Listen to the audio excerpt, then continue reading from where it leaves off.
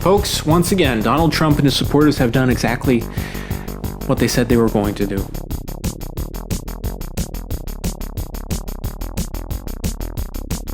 So for those of you who have maybe been living under a rock or something like that, Donald Trump has been contesting the election for months now, basically spinning conspiracy theories about what happened, lying about fraudulent ballots, etc., etc. I think that from the beginning, Trump never really thought he could win. After election night, he believed it wasn't going to work, but doing everything he could to sow doubt, everything he could to maintain his ego, because that's what it comes down to. And I've seen people like this. You know, this is somebody who's a basic narcissist, I think, who is looking at it only from, well, what's going to happen to me? How does this affect my fucking appearance to others? This lie is such a dangerous one, because it's a pretty huge fucking lie. He's setting the stage for a new, terrifying era in American history, I think. I've seen some people talking about this attempted coup as the death throes of the Trump presidency, as the dying gasps of a failed American presidency. No, it's been 4 fucking years of normalizing. Trump has let the fucking worst element of this country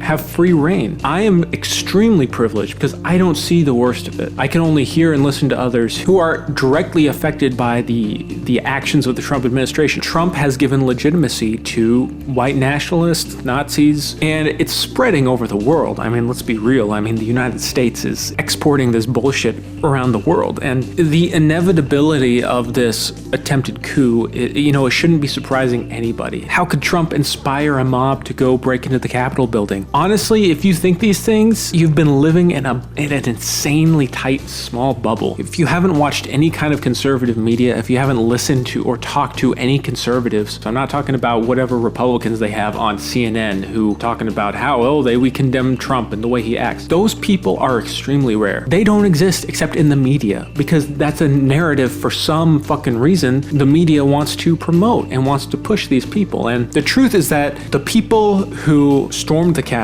are regular fucking Trump Republicans. They are. People are talking about how they're far right, radical. Most of them, people who were there, who were climbing into the Capitol building, they're just like every other Trump supporting Republican. And to them, to Trump's base, which is basically the whole Republican Party, which is basically half of this country, this was an amazing moment. And that's what makes me so pissed and sad about this, because this is a historical moment, okay? You know, a mob coming into the Capitol building. I mean, this is totally historic. And you have these images of Confederate flag waving in the fucking Senate chambers or whatever. This is going to embolden them even more. This is a symbol for them to hang on to for the next 4 years or whatever, or more, where they don't have Trump in the White House. And I truly fear that it's just going to get downhill. You have a president who's inviting this kind of radicalization and is in fact radicalizing people. I know people who voted for Hillary Clinton in 2016 and then voted for Donald Trump. Trump is pushing people further to the right. The country has definitely shifted further to the right. I don't think that's a surprise, but I'm saying that this raid on the Capitol is just going to make it even worse. And if you thought that Trump's people were angry, vengeful while he was in power, just wait until he's not in office. Because if there's one thing I know about Republicans, is that they thrive off of defeat in a way. You know, it's scary times. I think that the fear is that we become complacent with Joe Biden as president. I hope that a Biden presidency will...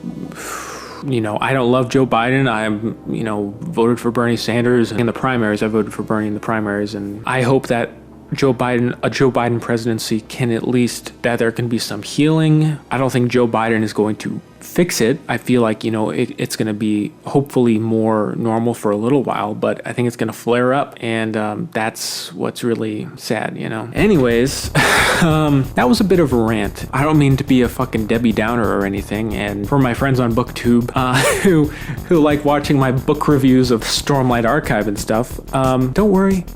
There's going to be more of that, but I just want to be talking about current events a little bit more. This was on my mind regarding this whole situation. It's a fucking horrible situation. It's really sad. I know a lot of people are scared and upset. Anyways, yeah, that's pretty much all I have to say. Thank you for watching.